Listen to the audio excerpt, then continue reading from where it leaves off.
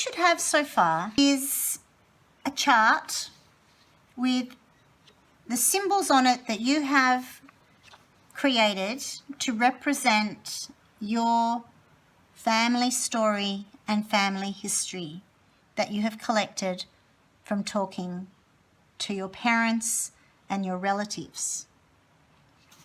You should also have at least one finished design that is showing your family history and story as a possum skin design. Okay, so I've actually got 2 here. So far this should just be done in pencil, and what we're going to do today is we are going to finish them off using the coffee ink. The reason the coffee ink is really good for this project is the colour is that lovely sepia brown, and it will make our design look a little bit more authentic in terms of its reference to the possum skin cloak. The first thing to do is to go outside and find yourself a couple of good drawing sticks. Now I've got one, a very thin one here. You have to make sure that they're strong enough, they're not going to snap easily. But I've got a very thin one and I have a slightly thicker one. Now the thicker one can create thin lines if I drag on the side, but I can also get thicker lines with it. The thin one just gives me nice thin lines. If you haven't done any practice with your coffee ink on your symbols chart, the first thing would be just to have a little practice. So I've got my coffee ink here in a little container, and it is nice and strong. Okay, so it's dark brown. Now that's quite important. To get a really good image, you want it to be a really strong coffee ink. So if you're finding that your coffee is coming out still a little bit light, then you need to either leave your coffee ink out to evaporate, maybe in the sun, to concentrate a little bit, or put more instant coffee in it. I'm going to start off on a separate piece of paper, just practicing some of the design elements. As I dip into the ink, I get a little bubble of ink on the tip of my stick, and you need to be aware of that, because when you first put the stick down onto the paper, you will get that pool of ink. Okay, so you can wipe your stick on the side of your pot before beginning your drawing, just to help reduce that pooling, and then you get a more even line. Now, because sticks don't hold ink, you need to keep dipping repeatedly. It gives a lovely quality because it is a little bit uneven. Makes it appear more natural and organic, which of course that's how the possum skin cloaks were. They were hand drawn into the leather. As you drag the ink out longer, it becomes dry, your lines will become thinner and lighter. So again, that's something just to remember and allow that to become part of your design. Have an experiment with the second stick and see what happens when I try drawing. See, look at that, goes a very thick blob.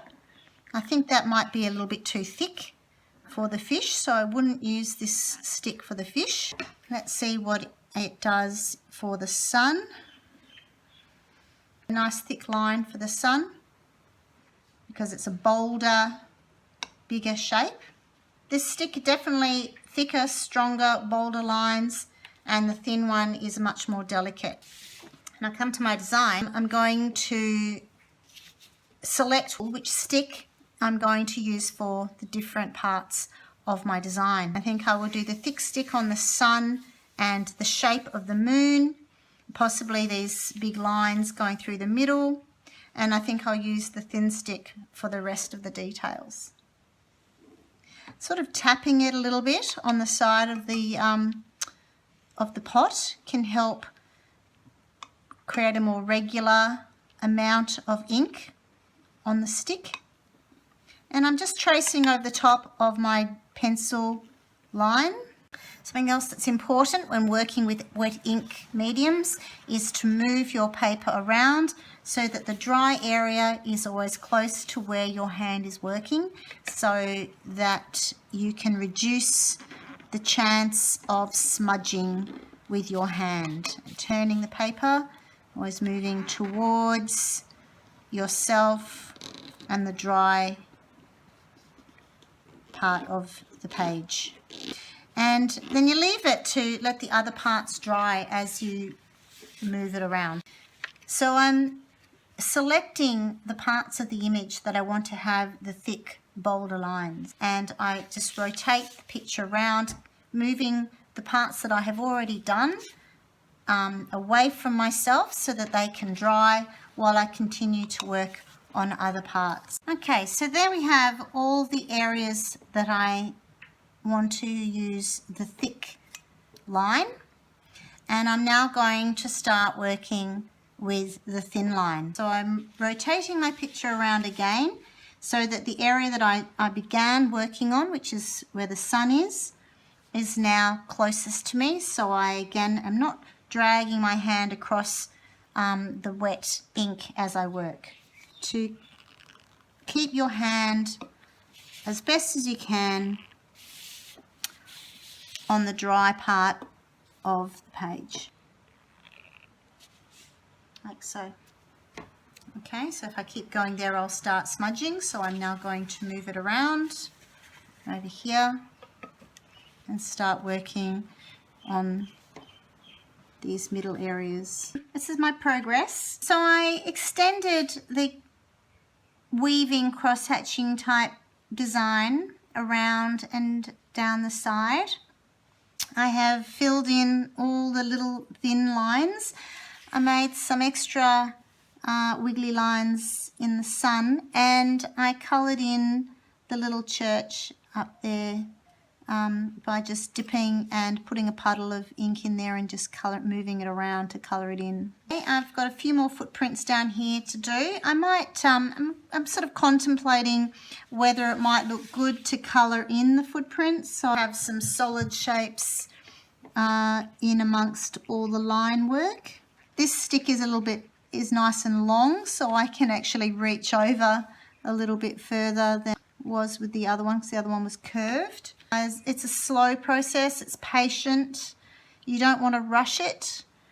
You want turning it around so that you're always working on the dry area. You can see here, I actually thought that part was dry, and the little pool of ink there on the head was a bit thicker, and I got it just with the tip of my finger. Okay, so it's very easy to happen, and it doesn't matter if it does, it just makes it a little bit more blurry.